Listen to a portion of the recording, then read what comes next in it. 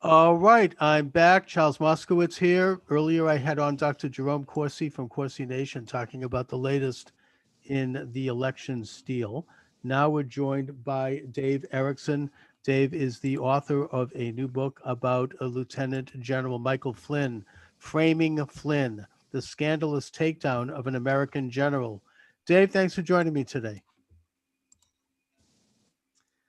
Thank you so much for having me on. Dr. Corsi, by the way, wrote the forward to my book. So, Oh yeah, he has some real information that is just bubbling right out there. He says that that by the end of the year, Trump has the evidence, and that yeah, it's gonna. He compares it to the Cuban Missile Crisis when Adlai Stevenson went before the UN yeah. and he presented evidence that the Soviets had missiles in Cuba, and by doing so, he had to reveal some national security secrets that we had that kind of technology that could take those photos, but nevertheless, it was incontrovertible, and it brought them into the trap, Mhm. and it ended the crisis. And he says that Trump now has that same type of evidence from national security Right. regarding the election stealing from the Dominion voting machines, and that he is going to be releasing it sometime before the end of the year, and that it will be a game changer. It will not be, there's no way that it can be ignored. That Mhm. combined with major criminal investigation on Joe Biden is going to force him to concede the election and seek a pardon. That's according to Dr. Corsi. I think Right. he's a very good source. So I just wanted to recap that, Okay. Well, if I might. that's it. That's interesting to note because it's a matter of, like I've always said, it's one thing to have the evidence, and it's one thing to know that it exists, but it's another thing to get the parties that be and the powers that be to act on that, as we saw with the Supreme Court rejecting the case that was brought before it by Texas. So I don't know. We'll see what happens with all of this. Right. Well, in that case and in all these other court cases, the evidence is not presented because the courts are dismissing the cases on technicalities. So we're not actually seeing, they won't, it Right. doesn't get that far. They've become very political. They don't want to be involved. They don't want to change the course of an election. They don't have the courage to do it. They're afraid of Antifa. So Right. it's going to take someone to step forward. And I think that Trump is going to do that, hopefully, God willing. Anyway, back to your book. Okay. Lieutenant General Michael Flynn was at the White House Friday night with his Mm-hmm. attorney, Sidney Powell, for a Mm-hmm. meeting, assumedly about strategy regarding this topic. He was pardoned by the Mm-hmm. president. Your book is here at a very opportune time and is right in the middle of this news because you get into the whole case that was Mm-hmm. brought against the general back in the very first month of the Trump administration when Yeah. Flynn was the national security advisor and had to step down. So, in a nutshell, Dave, what actually happened chronologically there? Well, essentially, what happened was the president named him the national security advisor, as you mentioned, and almost immediately we had deep state operatives seeking to destroy the man, which was all part of a bigger picture. It was part of that umbrella of trying to link Donald Trump to Russia, which we found later was completely unfounded. But chronologically, it began with General Flynn taking the job as national security advisor and then doing what somebody would do in that position. He started making phone calls to 2-3 dozen other countries just to start establishing relationships before he took the position. Mm-hmm. And while he was on the phone with one of those ambassadors from Russia, a guy named Sergei Kislyak, Yeah. Kisylyk, Kislyak. and during that phone call, right, there you go. The Yeah. phone call was recorded by the FBI, by the way. They'd been recording the calls. And so during this phone conversation with the Russian ambassador, General Flynn had talked to him about, just very briefly, maybe in one or two sentences, about the sanctions that had been placed on Russia by the Obama administration over the Russian interference accusations. And so basically what General Flynn did was say, hey, listen, we know that you're angry about this stuff. Don't do anything stupid. Don't do anything rash. Once January 20th rolls around, we might be in a position to have a conversation with you. But in the meantime, don't do anything dumb. Right. And that was it.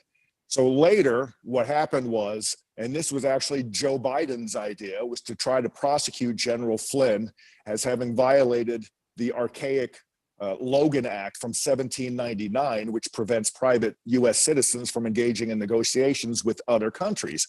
But it doesn't prevent the national security advisor, the incoming national security advisor, from having these conversations. But anyway, that's what they tried to do. And then they accused him of lying about his conversation with the Russian ambassador.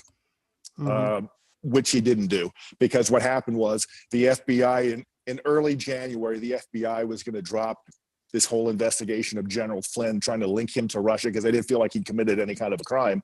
But a corrupt FBI agent named Peter Strzok decided that he wanted to pursue this, and he convinced the powers that be, which we believe that included James Comey, the head of the FBI, to investigate Michael Flynn. When Michael Flynn had his office in the White House, they went over there, they interviewed him. We still have never seen the actual transcripts and the notes from that meeting with General Flynn, but they would later prosecute him for lying to the FBI about what was said about the sanctions during that phone call. And that's what ultimately General Flynn had to plead guilty to, because to get him to plead guilty, the federal prosecutors threatened to destroy his son if he didn't plead guilty, because Michael Flynn Jr. had been involved with the Flynn intelligence group that was a consulting firm Michael Flynn had started, and they tried to paint him as an agent of Turkey. It's like everybody, with these people, everybody is some sort of foreign agent, right? And so I don't anyway, think they that told Flynn, General Flynn that, yeah. No, Flynn didn't realize Anyway, that they told were him that recording if his you- conversation. Right. No, they didn't. He didn't realize that. And so he didn't realize they told him he didn't need a lawyer. He specifically asked, do I need to bring a lawyer into this meeting, when the FBI showed up at his office in the White House, which would have been the proper protocol. That is the protocol when you go and investigate somebody or question a suspect at the White House. They have to be, the White House counsel has to be informed. They told him he didn't need that. He had no idea he was even under investigation. So they show up over there, and one thing led to another. The next thing you know, they're threatening his son if he didn't plead guilty to a crime he didn't commit. So at the end of all of this, basically General Flynn lied about lying. It's just so they wouldn't wreck his son. And then, he had terrible lawyers initially that basically bankrupted the man, and they racked up $4 or $5 million worth of legal fees. They're the ones who negotiated the plea deal for him. And once General Flynn recognized that legal counsel wasn't really what he needed, that's when he signed on with Sidney Powell, who is an absolute game changer. Sidney Powell, this country, General Flynn in this country owes that woman a debt of gratitude. She's extraordinary, because she went in, and what people don't know about Sidney Powell is you see people on the left mainly trying to accuse her, since all of the election fallout, of being some sort of conspiracy nut. This woman's legal record is without peer. Her rate of, she would go in her appellate turnover rate, of getting cases reversed in appellate court, she stands at 75%, which normally the normal rate of reversal in the federal appeals court is about 9%. She's at 75%. Incredible. Yeah, amazing. That is Babe Ruthian in terms of a legal success. And the woman is a genius, and she's the one who ended up, because of her, a lot of these things that we now know about the Russian collusion investigation and the special counsel and all that were the result of Sidney Powell and her discovery, and her forcing them to hand over things they didn't want to hand over. So at the end, they recognized that General Flynn really had committed no crime. The Department of Justice earlier this year dropped the case, but we had an activist judge named Emmett Sullivan who refused to dismiss the case. He decided to become a party to it and basically prosecuted it himself. And it wasn't until Donald's giving that Emmett Sullivan, of course, he waited 13 days to do it, but before he finally realized that he'd been trumped, as it were, and he had to dismiss the case. So, the scary thing about this, Charles, is that what happened to General Flynn can happen to any one of us. When you have bad actors within the government with an agenda, they will seek to destroy the person regardless of what it costs you and what it costs the country. And General Flynn was an innocent victim. And what's so sad to see is to see a man with a 33-year career as a military general, an American patriot who did a lot for this country, half the people in this country, and the man committed no crime. He's an American patriot, and we owe a tremendous debt of gratitude to them. Oh, indeed. And in fact, General Michael Flynn served both in the military, and he served as a civilian advisor to 3 presidents, including Barack Obama. He was a decorated officer. He had a perfect sterling record in public life.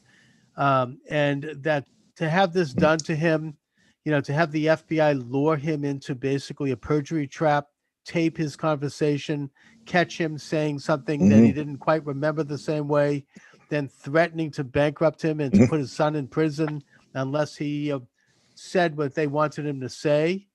I mean, this is like Gestapo kind of stuff. We should never be seeing this kind of activity in this country. And the people who did this to him, as you say, this Peter Strzok, this corrupt FBI agent, and McCabe, and the rest of these rotten people, we have a two-tiered system of justice. They're never going to be held to account. I mean, even if, God forbid, God willing, Trump wins and he's reelected, it's still, they'll probably never be held to account, because this whole rotten octopus has such a grip on both parties and on all of our institutions that this kind of exposure they'll never acquiesce to. No, it's funny because, Donald Trump came in, and a lot of people, you've heard this, Charles, over the years, that he's created all this sort of this division or all this angst. That's not true. I think he revealed it, is what he did, because all of these deep state actors and the people who are working behind the scenes now, they've always been there.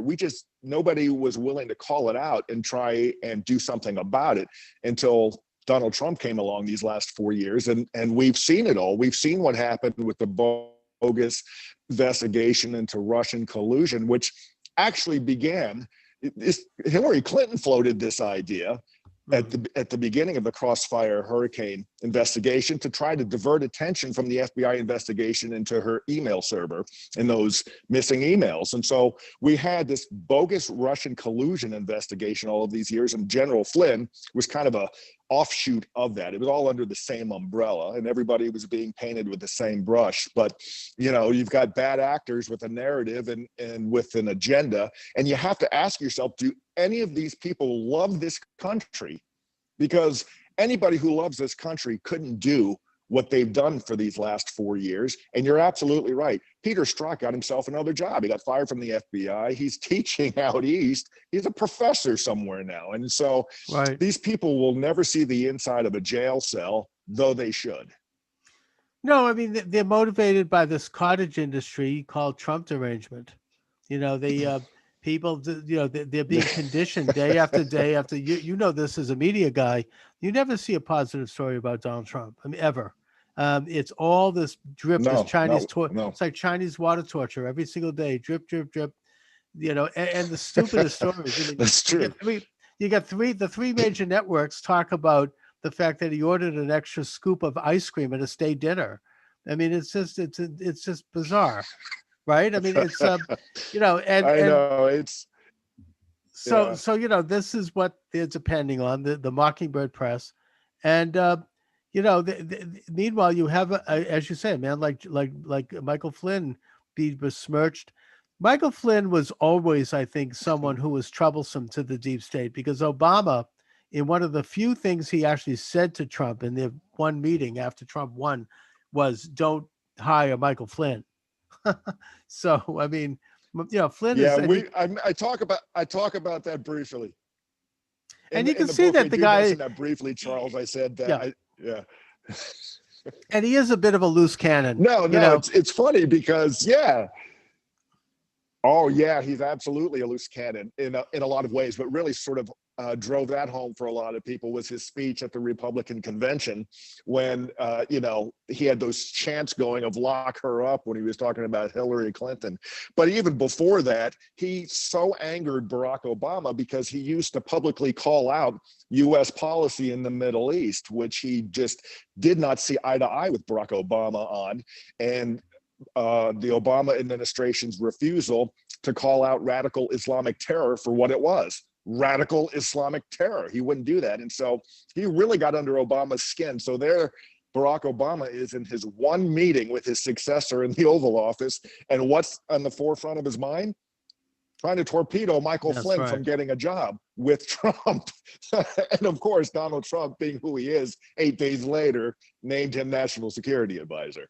That's right. And now Michael Flynn, now that he's been pardoned, he is playing a role in the, stopping the election steal. I think that maybe he might step a little too far, frankly, in his suggestion that President Trump declare martial law. I don't think it's going to come to that, hopefully. To me, that's one step. That's a bridge too far. I don't think that's going to help. But, he is there as an advisor, and he's meeting the president, and he's got a lot to say. Well, it's nice to see that Michael Flynn that they're using him as counsel in some way, not officially, but they're having conversations with him and using his experience, because people don't remember, because of all of this controversy over his legal case over these last several years, that Michael Flynn was the foremost military intelligence officer in the world when he was running the Defense Intelligence Agency. And for 33 years, while he was in the military, Michael Flynn came up with revolutionary ways to win wars, revolutionary ways to gather intelligence. The man is brilliant, absolutely brilliant as a strategist. And unfortunately, America wasn't able to capitalize on this man's expertise over these last several years. But thanks to the pardon, now he's being brought back into the fold and people can listen. Although I do agree with you that suggesting the martial law might be a little bit too far, a lot too far for a lot of people. But I am happy to see that he is engaged in the conversation. Indeed. And if President Trump is successful, and I think he very well may be, in spite of the forces arrayed against him, Flynn may end up the next Secretary of Defense or something like that, which would be pretty beautiful. But we can only, I just would be happy to see, let's just get to that glorious day when Trump wins. That to me is going to be a celebration enough, Well, you know what? Should that happen, Charles, it'll be a celebration, but at the same time, it'll be trying to quell the rioting, because we'll take them on. That's fine. That's good for them. That's why they're boarding up cities and around the country, I think. But there you go. We'll meet them out there. Fine. Okay. Anyway, that's my take on it. So, Dave, your book is Framing Flynn, the Scandalous Takedown of an American General. You are getting a good look at the workings of the deep state, which this case should be a pivotal one in that regard. This should be similar. I see the Flynn case similar to the Hiss Chambers case in 1948, when Whittaker Chambers blew open the whole rotten Soviet infiltrated State Department and government. And, he was despised for it, but it changed the country. People became aware that this was real. And I think that the Flynn case can serve that same purpose. It can open this whole rotten, portal up, and we can see all the, evil, corrupt people in there kind of, coming out. We could shine a light on it, which is what President Trump's always tried to do. Well, yeah, I think that, and when I laid this out, I tried to lay it out for people who aren't necessarily, they're not politicos, they're not enmeshed in it. The average person should be able to know what's happening in this country, especially with a case like this. So I tried to write it in such a way that it laid everything out and explained just what all of this means for us and what had happened. And so the thing with General Flynn isn't like, let's just take down this guy because he's part of the Trump administration. He had a lot on Barack Obama and that administration. General Flynn knew, and to this day knows, where all the bodies are buried, where every skeleton is in every closet, and they were terrified of that. And so that's a big part of why they sought to destroy General Flynn. But the book lays it out from beginning to end. We talk about how he grew up, his early military intelligence successes, what led him to the Defense Intelligence Agency, the issues that he had with Barack Obama and the administration, especially a speechwriter named Ben Rhodes, who was a real thorn in his side as well. And so we go through all of that. We go through the investigation, the setup by corrupt FBI agents and a corrupt FBI attorney who was an agent's mistress. I mean, this story has it all, right? It's just got it all the way up into through his pardon, which I'll let you in on a little insider secret here. We had to actually, I've always, my whole life, whenever working as a journalist, you always dream of the day you can yell, "Stop the presses." Well, the minute Donald Trump, the day that Donald Trump pardoned General Flynn, I called the publisher and said, "Stop the presses." So we literally had to stop printing the book so we could put another chapter in that would reflect the pardon. So this book is fully up to date. It's and I'm excited to have it get out there so people can understand what really happened to this man. Well, I'm glad you are, because it's certainly prescient and it's certainly topical with regard to everything that's going on right now. Yeah. So Dave Erickson, I want to thank you for joining me. Framing Flynn is the book, The Scandalous Takedown of an American General. Dave, where's it available? It is available at all the usual suspects. You can go to Amazon, Barnes & Noble, Books A Million, Apple Books. The electronic version comes out on the 29th of this month.